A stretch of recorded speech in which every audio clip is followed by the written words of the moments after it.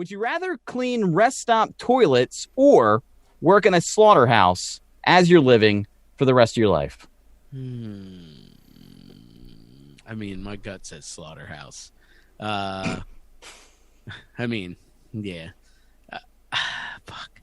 Nah, truck stop. No, I can't do it. Can't do it. There's no good answer here. This is the fucking worst. But I think slaughterhouse is gonna fucking. I think I'm gonna benefit. I'm gonna get a lot of free meats, which is a positive. Lower that grocery bill, so that's good. That's really probably it. Other than I just can't see myself fucking scrubbing any toilet really, other than my own and fucking truck stop toilets, most especially. Fuck no. Have you ever been to like a fucking Maryland house?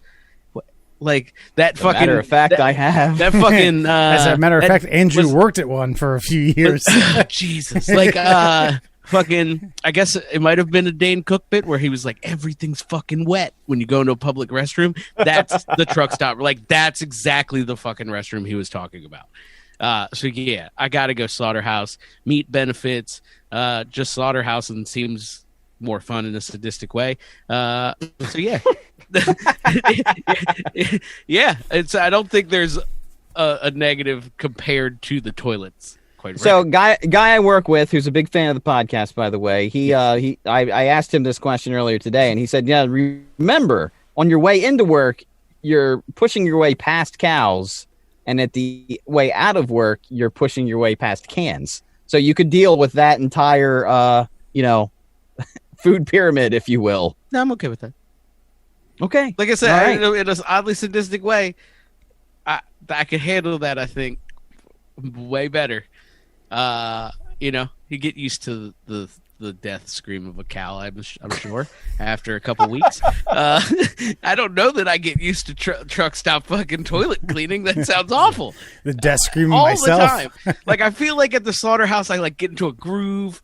Like, maybe they put me on fucking pigs specifically, and that's just kind of my thing, and I'm good at it. You know what I mean? Like, maybe I just find a home there.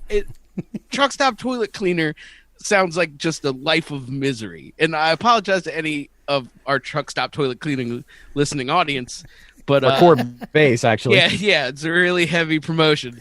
But yeah, no, okay, I don't think I could do it. That's what I'm going with. Wes? Okay, so I'm going to ask you just a series of questions that okay. I don't think that they're going to sway my answer either way, but I want to know, like, okay, when you say work at a slaughterhouse, am I driving the steak through the cow's skull? Am I brushing like intestines down a drain? Am I just cleaning blood? Am I picking up these parts of the pig and throwing it into the assembly line to get hacked up? Am I Paulie from Rocky? I mean, what do I got going on for me? Okay, the way I'm imagining this is that, entry level, you're going bolt to brain. Right. And then I think as you start to move down the line, it's like, okay, now you're the skinner, and then you get to be the rib splitter. And then, you fuck off, you piss off the boss, you bang his wife, you're the entrail sweeper for a few years. Uh-huh. But yeah, your entire 30-year career is spent doing pretty much every job in the slaughterhouse at some point for a 2 to 5 year period. Sure. And all of those probably pay more than the urinal cleaner at the truck stop, right? Yeah. Okay. I mean, unless I'm union, is it union? What, the cleaners? Yeah, my union with the cleaner. No, I don't. Okay, how about this? You're more of a Hall's honeypot service, and so your entire job is to go around to highway truck stops and clean their restrooms. That's your gig. And you start at mile marker 1, you move on to mile marker 50, and then move back down the south side of the highway. Got you. And I'm assuming this includes taking out old urinal cakes and putting in new ones, right? Yeah, yes. No, I don't know. I'm asking you. Oh, yes. And I think it's total bathroom maintenance. Yeah. Yeah, and don't forget about the little trash cans in the ladies' room. Those will be they'll need tended to as well. Special care. Fair enough. I think I'm going with Alan on this one. I take the slaughterhouse. That's fine. I'll push small intestines into a big crate all day. Yeah, see? It sounds way better than the alternative. Like, Yeah. I'm trying to come up with a scenario where I'm like, unless okay, we're susceptible to some sort of disease, some sort of odd duck cow mad cow disease. I don't know. Unless you're taking a bite out of the hindquarters before you fucking split its skull open. Like a byproduct of fucking working at truck stops, like you would just eat like fucking asshole. You would eat Sbarro and fucking Arby's, and you know, like it would just be really bad. But it wouldn't matter because you clean toilets at truck stops for a living. So, like, really, what is life at that point?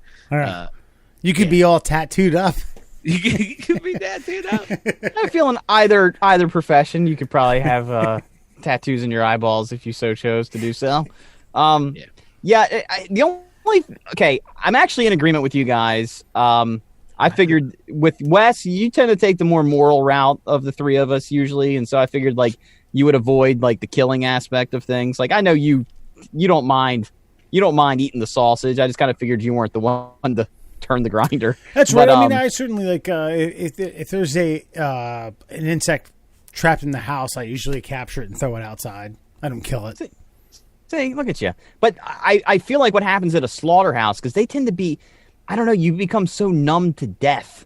I feel like that would be just, I don't know, it would be painful for your soul to be around that much death. And don't forget, you're going to be around a lot of shit and piss at a slaughterhouse too. It may not be human, but I'm pretty sure cows are going to like let go as soon as the bolt goes through the brain as well. There's going to be a little bit of little fecal matter on the floor there too. And that'll be your job year 3, rookie. So you're going to be shoveling that shit as well. But I guess there's a cleanliness factor. You're not getting down and dirty or using a shovel rather than a sponge. And as someone who has cleaned rest stop bathrooms in my day, oh man, that is a that's pretty bad. Sir. It's pretty bad. We had the shit bandit one time. Every couple weeks, somebody would be in the ladies' room and would make the Superman S on the wall in shit. And so to answer Dane Cook's question about why are restrooms like that always wet, is because when we saw a crime scene like that, we would go in with a garden hose and just spray the whole fucking thing down. And then we would bleach it till we scarred our lungs, and then we would spray it down again, and then we would just let it drip dry. That's how you clean a bathroom like that. Well, that's why the truck stop bathrooms always have like fucking basically like sewer grates in the middle of them. Yes. Like every bathroom's got that little drain just in case, but the ones in truck stop bathrooms are fucking huge. You gotta get all that muck down there. We called the police one time because we thought someone had a baby in the woman's toilet. That's when I learned that women can have rather large blood clots flop out of their vaginas. Oh, wow. Whoa. Imagine how big this blood clot was that we thought it was a fetus. So, yes, I too will be working at the slaughterhouse, boys. It'll be a fun 30 years. God. Yeah, slaughterhouse way better. Yeah. Probably less. My mind hadn't even gone to the ladies' restroom yet. I was still working on the men's. I was processing the men's restroom. You just fucking completely no, absolutely not. Fuck no. So, just to remind everyone, there's probably more blood and goo inside a truck stop restroom than there is inside of a slaughterhouse.